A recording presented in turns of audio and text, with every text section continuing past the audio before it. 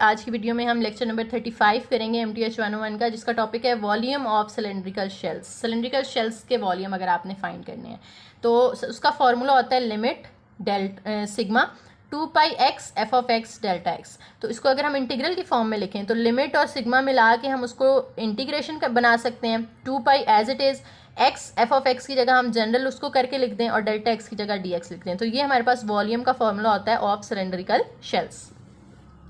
अब इसकी डेफिनेशन उन्होंने दे दी है, ठीक है। डेफिनेशन आपने खुद पढ़ लेनी है और नीचे फॉर्मूला उन्होंने बता दिया v is equal to a b 2 pi x f of x d x. Example करते हैं। Use cylindrical shells to find the volume of solid generated by region enclosed between y is equal to under root x, x is equal to 1, x is equal to 4 and x axis is revolved about y axis. तो formula है हमारे पास, हमने वो formula लिखना है, ठीक है, क्योंकि सिलेंड्रिकल शेल्स की बात हो रही है ना, तो हम सिलेंड्रिकल शेल्स का फॉर्मूला यूज़ करेंगे। ये फॉर्मूला हमने लिखा, a से b तक लिमिट्स हैं, तो x की जो वैल्यूज़ दी हैं 1 से 4 वो हमने पुट कर दी। 2 pi x as it is, f of x की जगह ये जो फंक्शन दिया हुआ है अंडर रूट एक्स वो पुट कर दिया। अब ये दोनों मल्टीप्लाई हो जाएंगे आपस में, बेसिस सेम है तो पावर्स ऐड हो जाएंगी। इसकी पावर 1 है, इसकी पावर 1/2 है। एलसीएम लेंगे तो वो 3/2 आ जाएगी। 2 पाई कॉन्स्टेंट था, हमने बाहर निकाल लिया। एक्स बार 3/2 की जब आप इंटीग्रेशन करेंगे तो 3/2 में आपने 1 प्लस कर देना है तो वो 5/2 आता है, उसी के साथ डिवाइड भी कर देना है। लिमिट्स आपने साइड पे लिख दी 2 पाई एज इट इज़, और ये जो 5/2 है ऊपर जाके 2/5 बन जाएगा, और एक्स बार इनका एलसीएम लेंगे तो वो 5/2 और साथ में लिमिट्स 1 से 4 तक। अब आपने क्या करना है, यहाँ पे 2 2 4 पाई/5 आ जाएगा। अंदर एक्स की जगह अपर लिमिट पुट कर दें 4 और माइनस लोअर लिमिट पुट कर दें 1। 1 की तो आप कोई भी पावर लें आंसर 1 ही आता है। और ये जो 4 है ना, इसको हम 2 का स्क्वायर लिख सकते हैं। बाहर पावर 5/2 है, 2 और 2 कैंसिल होगा, 2 पर 5 बचेगी, वो 32 आता है। 32 माइनस 1 करेंगे 31 आ जाएगा। 31 को 4 से मल्टीप्लाई कर दें 124 पाई/5।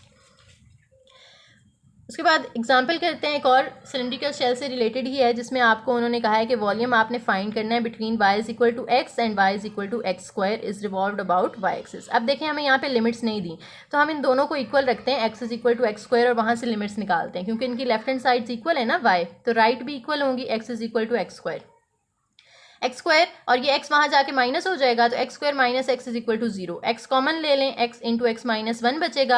अब इस x को अलग से 0 कर लें, x माइनस 1 को अलग से 0 कर लें, 1 उधर जाके प्लस हो जाएगा, तो दो वैल्यूज़ हमारे पास आ गई x की 0 से 1। तो इंटीग्रेशन के अंदर हमने इसकी लिमिट 0 से 1 पुट कर देनी है। फॉर्मूला होता है 2 pi x f of x.